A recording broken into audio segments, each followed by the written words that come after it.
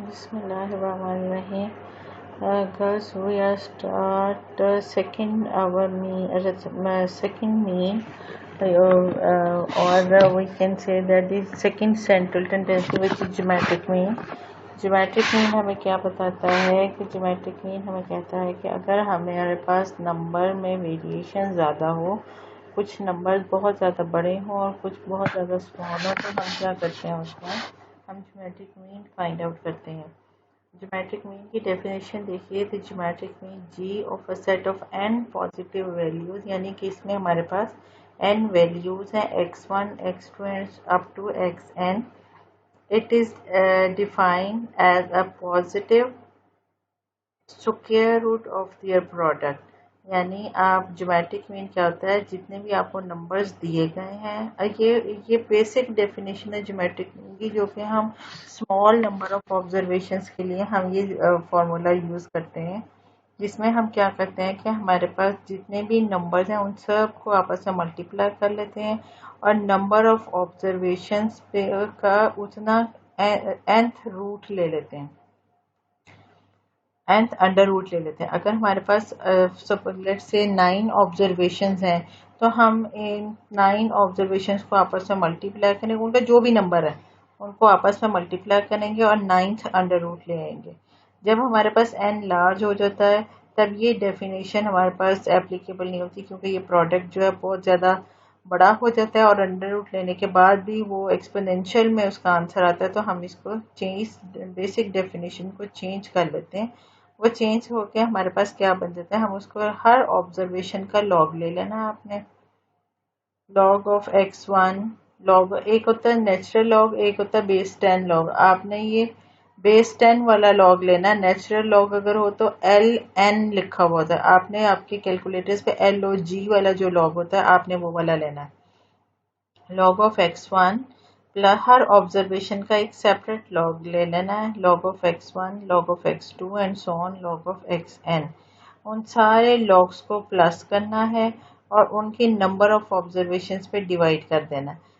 जब हम एक साइड पे लॉग अप्लाई करेंगे तो अंडरस्टूड है कि हमें दूसरी साइड पे भी लॉग अप्लाई करना पड़ेगा, लेकिन इसका जो एक्चुअल फार्मूला ये तो इसकी डेरिवेशन में आ जाता है। आपने ये डेरिवेशन नहीं करनी, सिर्फ आपको समझाने के लिए बता रही हूँ कि एक्चुअल फार्मूला है ज्योमेट्रिक मीन या g is equal to anti log, यानी log inverse of 1/n summation log of xi। इसमें आपने जब भी आपने कोई काम करना है तो आपने सबसे पहले अपना फार्मूला लिखना है। जब लेट्स से आपको अरिथमेटिक मीन कहता है या ज्योमेट्रिक मीन कहता है या आगे भी कोई भी टेक्निक कहता है, तो आपने सबसे पहले उसका अपना फार्मूला लिखना है अपने पेपर पे। फिर उस फार्मूला के अकॉर्डिंग आपने देखना है आपको कौन कौन सी चीज़ें रिक्वायर्ड हैं, कौन कौन से कॉलम्स रिक्वायर्ड हैं या कौन कौन सी वैल्यूज़ रिक्वायर्ड हैं। अब अगर आपके पास फार्मूला है ज्योमेट्रिक मीन का, उसमें है anti log 1/n summation log of x। इसका मतलब है x वैल्यूज जो हैं ये आपको दी जाएंगी।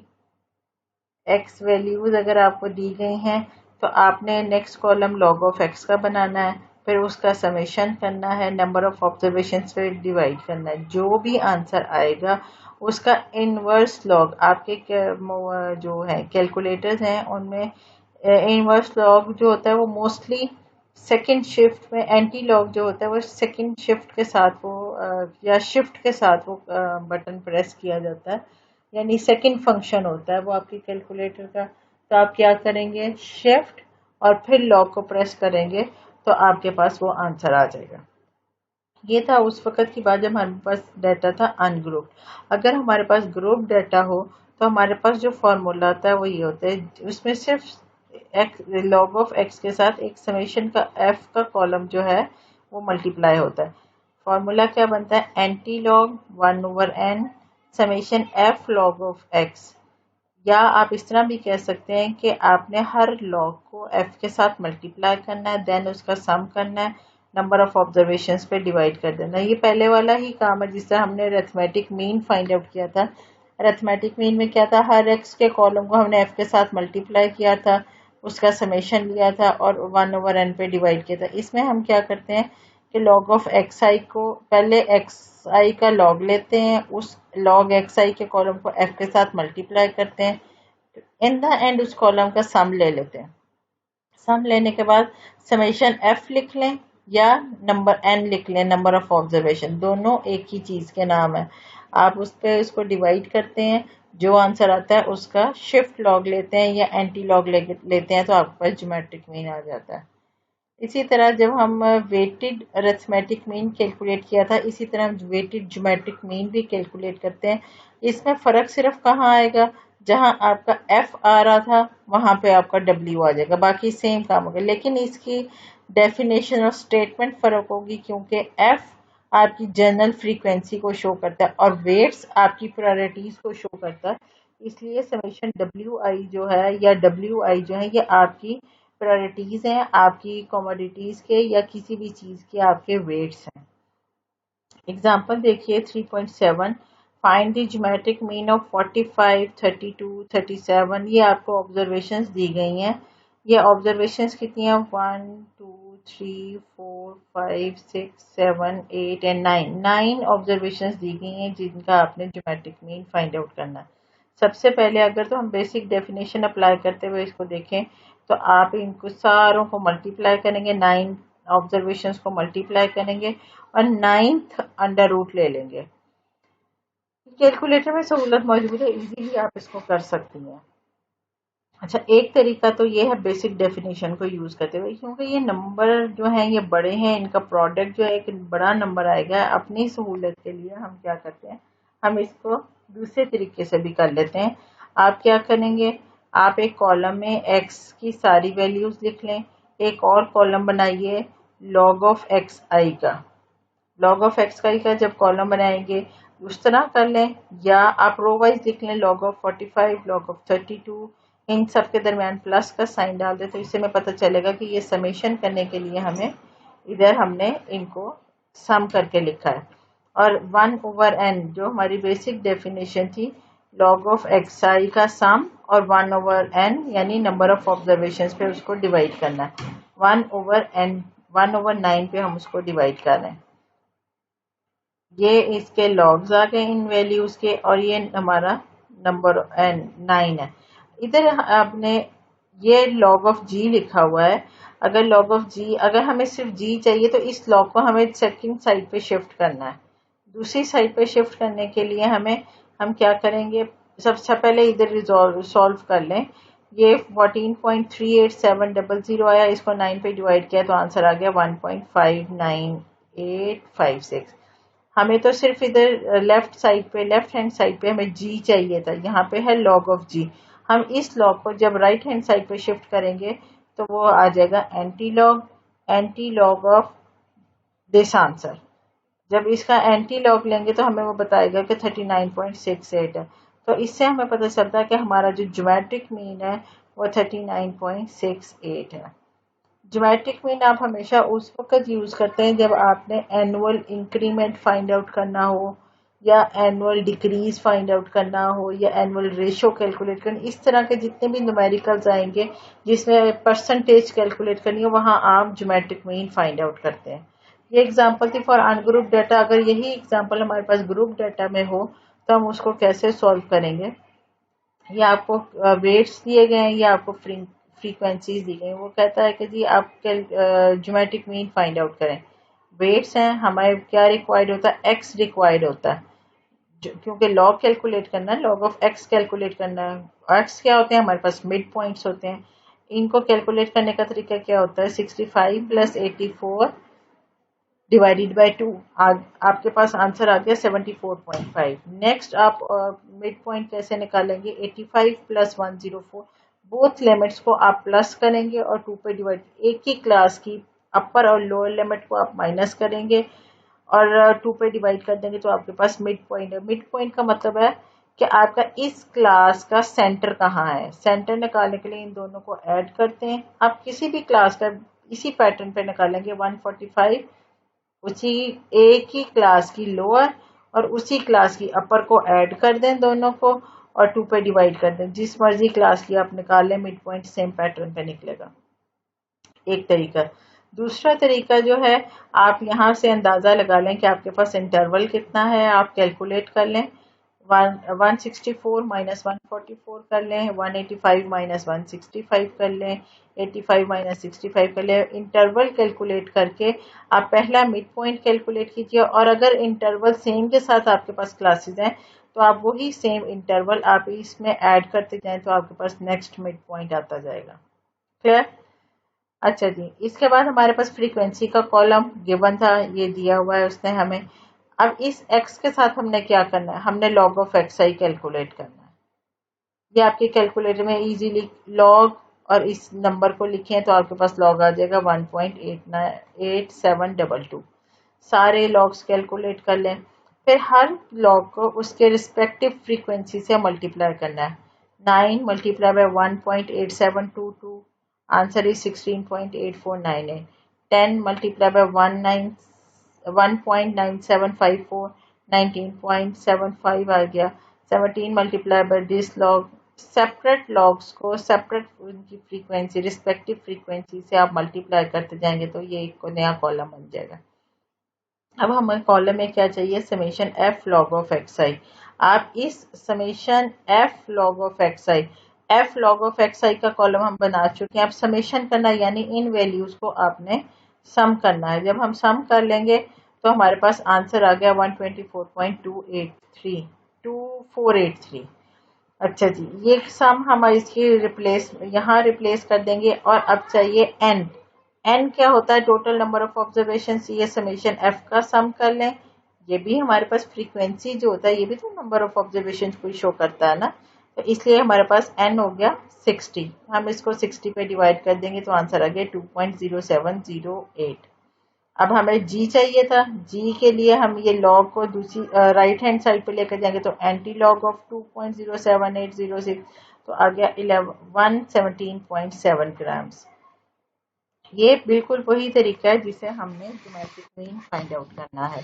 नेक्स्ट टेक्निक जो है या नेक्स्ट हमारे पास सेंट्रल टेंडेंसी जो है वो है हार्मोनिक मीन। हार्मोनिक मीन कैसे कैलकुलेट करते हैं, हार्मोनिक मीन होता है दी हार्मोनिक मीन, इसको 8 से रिप्रेजेंट करते हैं। इसको जब हम कैलकुलेट करेंगे तो हमारे पास जितना वही बात है कि हमारे पास नंबर ऑफ ऑब्जर्वेशंस हैं उनका हमें रेसिप्रोकल लेना है। रेसिप्रोकल क्या है, अगर x आपके पास वैल्यू है तो आप 1/x कर दें। अगर लेट्स से 9 वैल्यू है, 9 नंबर आपको गिवन है, आपने रेसिप्रोकल फाइंड आउट करना है तो इसका मतलब है 1/9। ठीक हो गया। A set of n values x1, x2 and xn is defined as a reciprocal of arithmetic mean of the reciprocals of the values in symbolic। आप कैसे करेंगे, यानी वो कह रहा है पहले वैल्यूज का रेसिप्रोकल है फिर अरिथमेटिक मीन का रेसिप्रोकल ले लें। अरिथमेटिक मीन क्या था, समेशन x ओवर n। ये आपके पास अरिथमेटिक मीन था। पहले वैल्यूज का रेसिप्रोकल लिया फिर उनका अरिथमेटिक मीन लिया।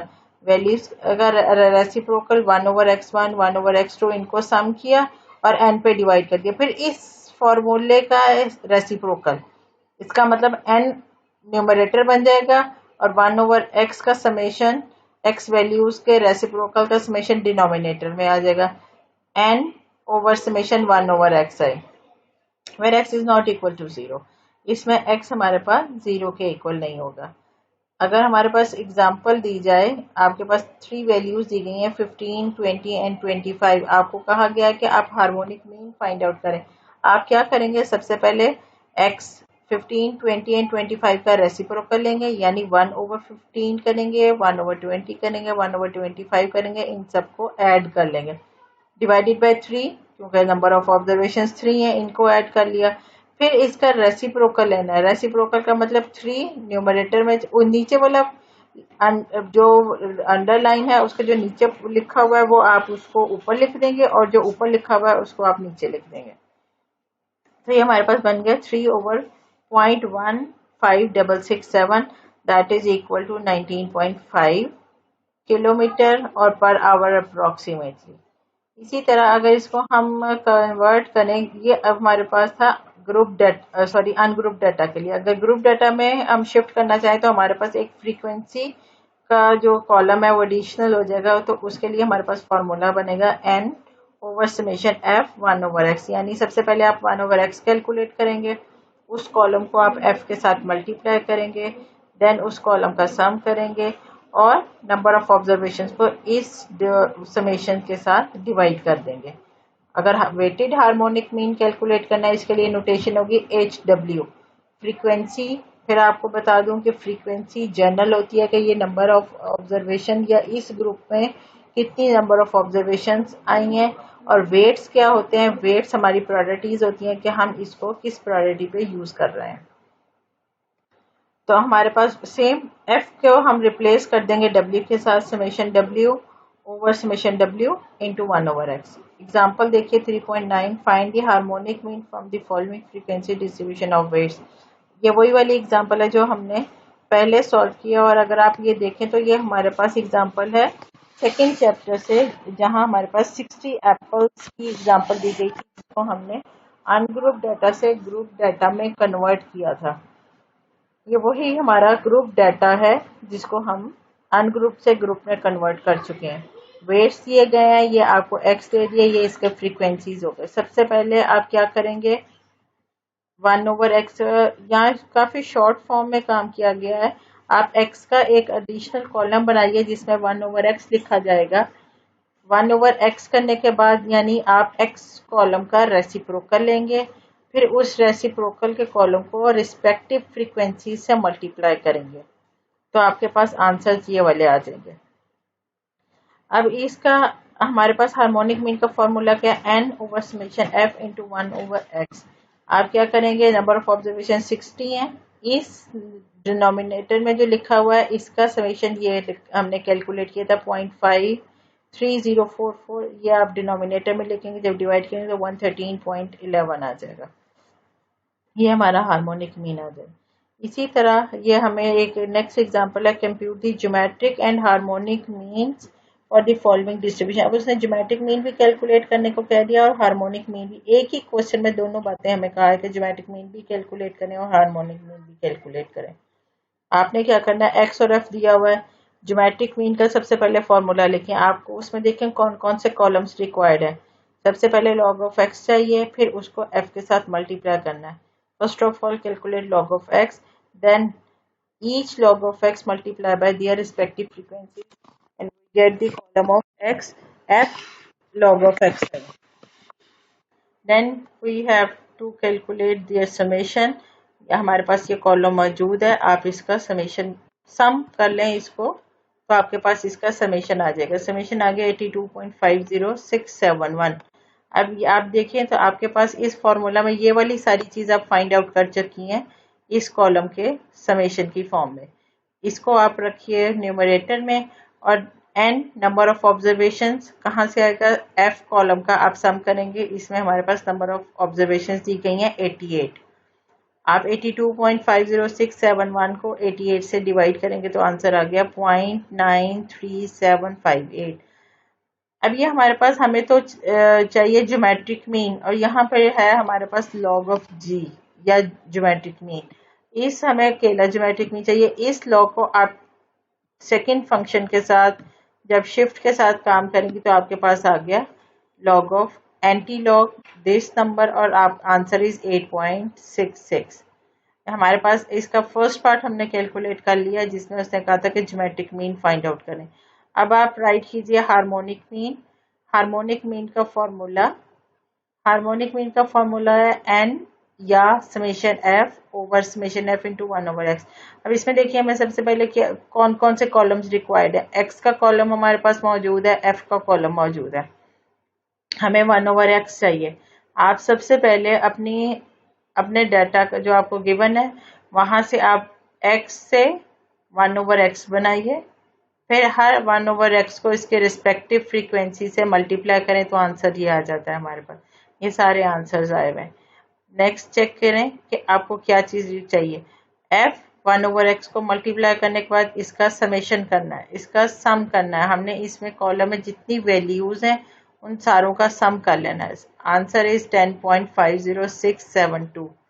सम करने के बाद जो हमारे पास फिगर बनता है वो आ गया 10.50672।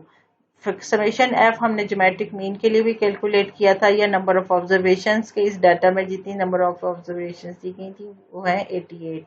अब चूंकि हमने हार्मोनिक मीन कैलकुलेट करते हैं तो एंड समेशन एफ हमारे पास न्यूमरेटर में होता है और डिनोमिनेटर में रेसिप्रोकल वैल्यूज की फ्रीक्वेंसी से समेशन होता है, मल्टीप्लिकेशन के बाद सम होता है। हम इसको डिवाइड करेंगे, आंसर इज 8.38।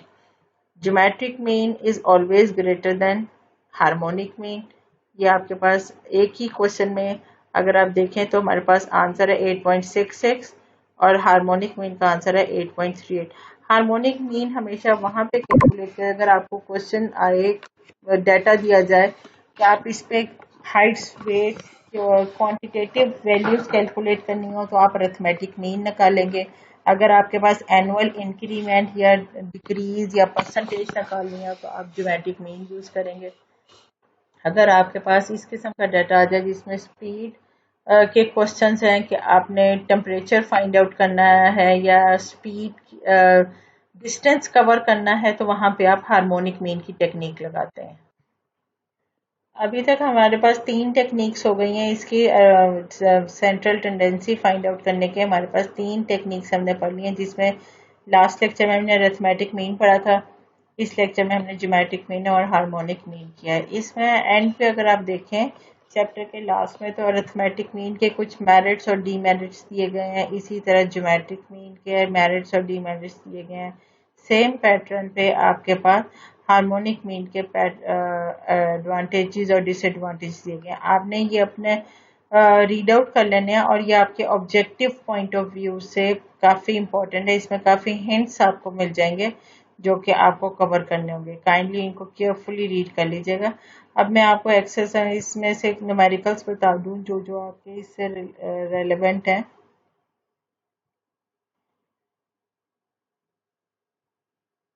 अच्छा, एक तो कुछ क्वेश्चंस आपको दिए थे कल मैं लास्ट लेक्चर में अरिथमेटिक मीन के लिए। अरिथमेटिक मीन से जितने न्यूमेरिकल्स दिए हैं उन अगर किसी क्वेश्चन में वहां पे ज्योमेट्रिक मीन और हार्मोनिक मीन कैलकुलेट करने को कहा है तो आपने वो भी कर लेने हैं। अच्छा जी, देखिए अब इसमें जो आपके न्यूमेरिकल्स होंगे 3.17, इसमें आपको अरिथमेटिक मीन फाइंड आउट करने को कह रहा है। मीडियन, मीडियन की टेक्निक हमने अभी नहीं पढ़ी, ज्योमेट्रिक मीन हमने कर लिया। आपने इसके लिए थोड़ी सी जगह छोड़ देनी है जहाँ पे आप मीडियन करें, कैलकुलेट करें, बाकी आपने अरिथमेटिक मीन और ज्योमेट्रिक मीन कैलकुलेट कर लेने हैं। मीडियन की टेक्निक नेक्स्ट लेक्चर में हमारी कवर हो जाएगी। 3.18 आपका हो जाएगा क्वेश्चन। अच्छा, जो जो टेक्निक आपकी रह जाएगी ना आपने उसके लिए स्पेस छोड़ देनी है पेज पे, ताकि आपके बाकी न्यूमेरिकल बाकी टेक्निक्स पढ़ने के साथ साथ अगर वही न्यूमेरिकल आपको दोबारा करना पड़े तो आपको सिर्फ तो थोड़ी सी स्पेस चाहिए, आपको टेबल दोबारा नहीं बनाना पड़ेगा। 3.18 होगा, 3.19 होगा, 3.1 arithmetic mean, geometric mean, harmonic mean और अनग्रुप डाटा। ये आपको अनग्रुप डाटा दिए गए हैं, यहाँ से आप सारी तीनों टेक्निक्स लगाएंगे, सॉरी तीनों सेंट्रल टेंडेंसी कैलकुलेट करेंगे। Basic central tendencies, arithmetic mean, geometric mean and harmonic mean, और इनके आंसर्स को कंपेयर भी करना है और चेक भी करना है आपने कि कौन सा आंसर लार्जेस्ट है, कौन सा मिडिल में आ रहा है, कौन सा स्मॉलेस्ट है। इसके बाद आपको मैंने प्रॉपर्टीज करवाई थी अरिथमेटिक मीन की, उसमें को आप अप्लाई करते हुए 3.20 न्यूमेरिकल होगा, 3.21 हो जाता है, 2223 23 हो जाता है, और 27 28 29 30, इसमें भी आपको ज्योमेट्रिक मीन हार्मोनिक दे रहा है, 31 32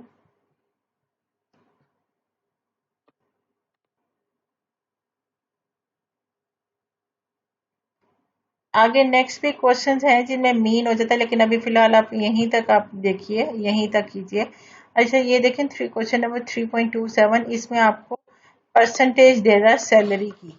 तो इसमें आपको कैलकुलेट करने को कह रहा है कि आप एनुअल पर what annual percentage increase is this equivalent? अब आपने इसमें क्या करना है, उसने आपको टेक्निक नहीं बताई कौन सी लगानी, लेकिन मैंने आपको बताया कि जहां पे आपकी इंक्रीमेंट आएगा या डिक्रीज आएगा या आपको जिसमें परसेंटेज कैलकुलेट करनी हो तो आपने उसमें ज्योमेट्रिक मीन कैलकुलेट करना है। इसी तरह जो आपके डिस्टेंस के क्वेश्चन है जिसमें 3.28 है, इसमें स्पीड आ रही है, ट्रेवल आ रहा है, माइलेज आ रहे हैं, इतने किलोमीटर से इतने किलोमीटर तक कवर कर रहा है, वहां पे सब आपका हार्मोनिक मीन अप्लाई होता है। आपने वहां पे हार्मोनिक मीन अप्लाई कर देना है। जहां तो वो डायरेक्ट कह रहा है कि ज्योमेट्रिक मीन है या हार्मोन, वहां तो आपको इजी है कैलकुलेट करना, आपको मुश्किल नहीं होगी। लेकिन जहां पे नहीं कह रहा वहां पे आपने ये देखना है कि आपको वो किस किस्म की बात बता रहा है, किस किस्म की स्टेटमेंट्स दे रहा है, और उसके लिहाज से आपने यहाँ पे अप्लाई करना है कि आपको कौन सी टेक्निक लगानी है, कौन सा फॉर्मूला अप्लाई करना है। बाकी न्यूमेरिकल्स इजी हैं, जस्ट कैलकुलेशन से आप लोग करें और इसका फीडबैक दें कि आपको कि इसमें कोई प्रॉब्लम कोई इशू तो नहीं है।